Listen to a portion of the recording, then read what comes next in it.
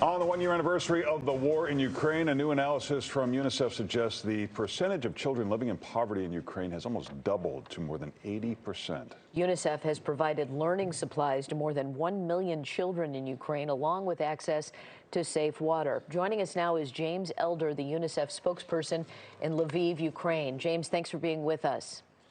Yeah, hi there, Robin. Good So morning. you have been there for a year since the start of this conflict. Tell us how things have changed over the course of the year. Yeah, gosh, it's been a year of real heartbreak, hey? I mean, children really have in Ukraine, unfortunately, learned what war looks like. The sound of sirens more than the sound of school bells, shells. Too many children have seen the horrendous impact of what shrapnel will do to a child. Amid it all, of course, there is phenomenal resolve of Ukrainians to continue. Now, an organisation like UNICEF, we stand by them north, south, east and west to the front lines, but it's been a devastating year, to be honest, Robin. You've got millions of children on the move, millions of children in other countries who have not seen their fathers for a year, husbands and wives separated, children separated, and of course, huge numbers of children have been killed, and it continues. So a truly dark anniversary of sorts. I know there was a bombing at a school in Luhansk. Maybe you could talk about that. I know that it's more dangerous in the eastern part of the country. You're in the western part of the country, I believe. Is it different there? Are kids able to, get some tutoring or go to classes? Yeah, it's a good question, Larry. Yes, I mean, UNICEF has learned from all sorts of wars around the world just how critical education is. We genuinely see it as a lifesaver. I guess parents around the world realized that during COVID, but the amount of trauma these children are facing, a classroom, some friends, a teacher, those things are so important. So, classrooms here, the capacity is not based on how many children can fit into a class, it's how many can get into a bunker.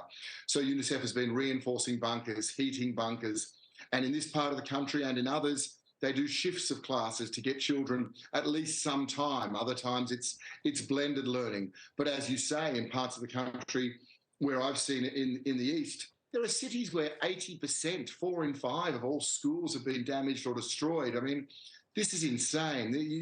We should not have heavy weaponry and artillery being used in places where children should be safe. And yet, as you rightly say, Larry, time and again this last week, that's exactly what we do see. There have also been reports that thousands of Ukrainian children might have been deported to Russia. What are you hearing about that, children being separated? There's been a huge number of children separated from the very first days. Robin, here I saw that the place is just soaked in sorrow, if you will, as I say, of all these farewells and those photos so many of your viewers will have seen of children, hands on, they separate from dad. So there's been a lot of separation.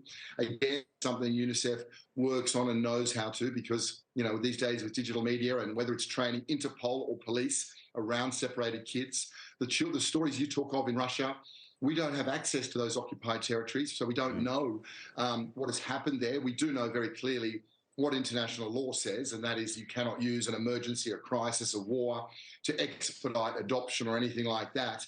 So, we need access for so many reasons, one of them being exactly the situation you just spoke to. Well, James, thank you for joining us. For more information on how to help, you can go to UNICEF's website. You can also follow UNICEF and James on Twitter. James, thanks for being with us and stay safe. Thanks, James. Thanks, guys.